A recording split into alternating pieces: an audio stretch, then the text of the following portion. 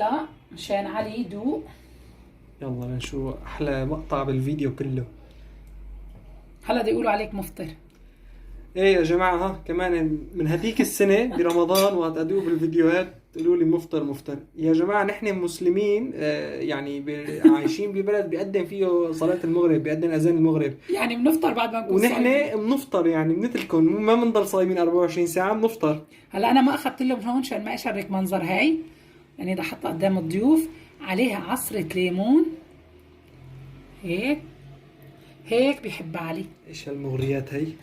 وعلي بحبها كتير مع دبس الرمان. شلون؟ الله. هي أكلة لازم تجربوها. راح تدعوا لي إلي ولعلي. نشيل العجوة وتفضل يا علي. ممكن هي جنبها لبن، سلطة، مخلل، مثل ما بتحبوا. تفضل. السلام عليكم ورحمة الله وبركاته. اليوم إن شاء الله بدي أساوي صينية طحين بالفرن.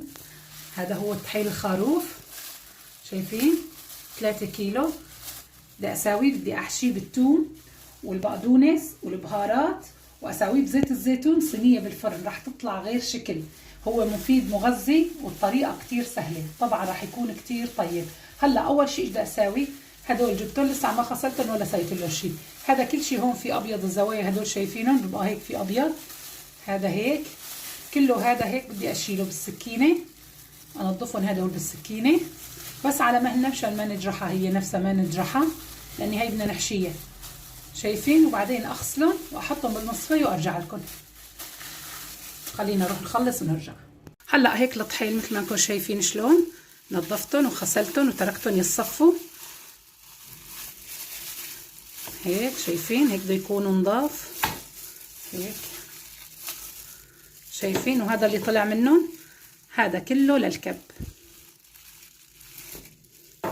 هلا هيك جاهزين لحتى نشتغل فيهم. بعد ما غسلناهم غسله كويسه بس بالمي، مي عاديه تحت الحنفيه، وتركتهم يصفوا. هلا هيك كل شيء صار جاهز. هلا هون هي الحشوه اللي نحشي فيها الطحين.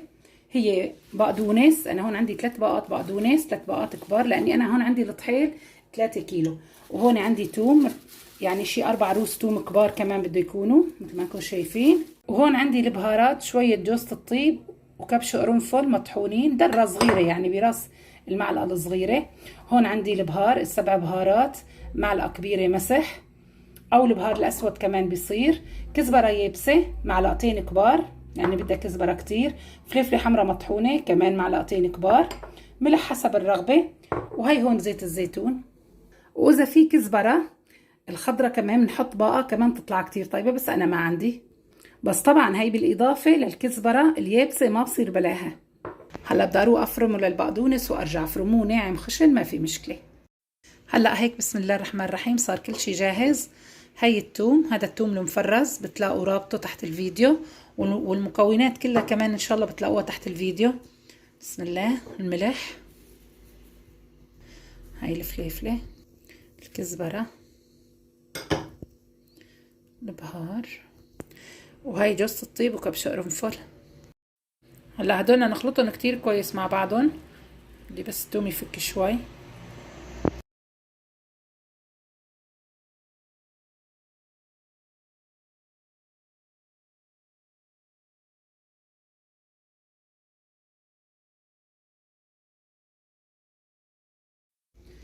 هلا الحشوه صارت جاهزه. بنجهز صينيه هون، اي صينيه عندكم تجهزوها صينيه فرن.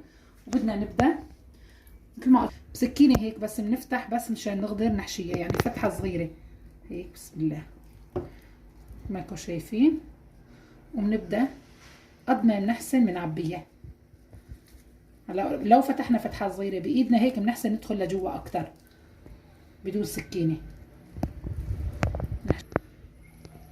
ريحة التبلة هي الحشوة تبعتها البقدونس بتغرف القلب.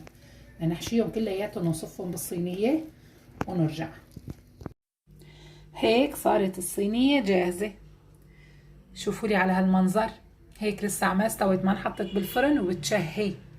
يا جماعة هي الأكلة لازم ناكلها مرتين تقريبا بالشهر، كتير مفيدة للجسم، كتير فيها إفادة كتير، وخاصة للي معه نقص بالحديد بدها زيت زيتون مثل ما انكم شايفين، حصرا زيت زيتون. هيك سقسقوها شوي،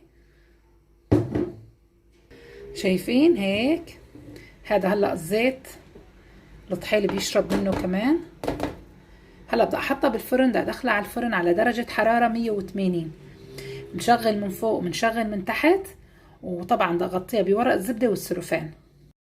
هلا اول ما اغطيها هيك شوي خلي الزيت ينزل لتحتهم. بسم الله. شايفين بنرصهم هيك على بعضهم، بنجمعهم على بعضهم لانهم هلا بكشوا بقى، مشان الصينية ما يطلعوا هيك الوحدة لوحدة، يكونوا هيك مجمعين على بعضهم. بسم الله.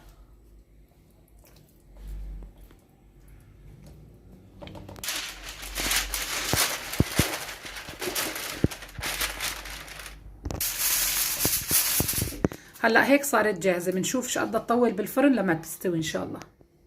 هلا هيك الصينية صارت جاهزة، حطيتها شوي رجعت بالفرن. بسم الله الرحمن الرحيم. هي ما بصير ندقرها الا لحتى تبرد. هدول ممكن ناخدهم من المقبلات الباردة او وجبة رئيسية. المهم هي بتتاكل باردة، اللي بحب ياكلها سخنة مثل ما بده، بس هي بتتقدم باردة. بسم الله. انا طلعت هلا هيك كم وحده مشان اقطعهم ونشوف شلون نقدمهم. بسم الله. طبعا هذا الصوص كمان بناخد منه بعد ما نقطعهم هيك وبنحط فوقهم. هلا بعد ما بردوا نبدا بقى نقطعهم. بسم الله.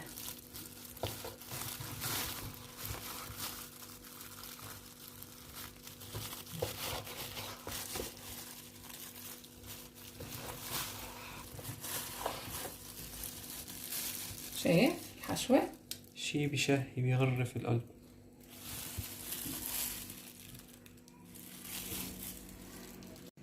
وهي هيك بنقدم أكلة الطحيل بهالطريقة، وطبعا بنحط عليها الصوص. بسم الله الرحمن الرحيم. طبعا لا تنسوا عصرة الليمونة أو كمان دبس الرمان.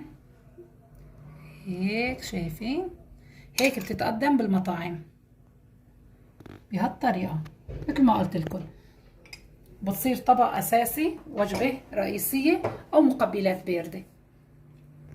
وإذا عجبكم تابعوا صفحتي، وهيك تعليق حلو ولايك.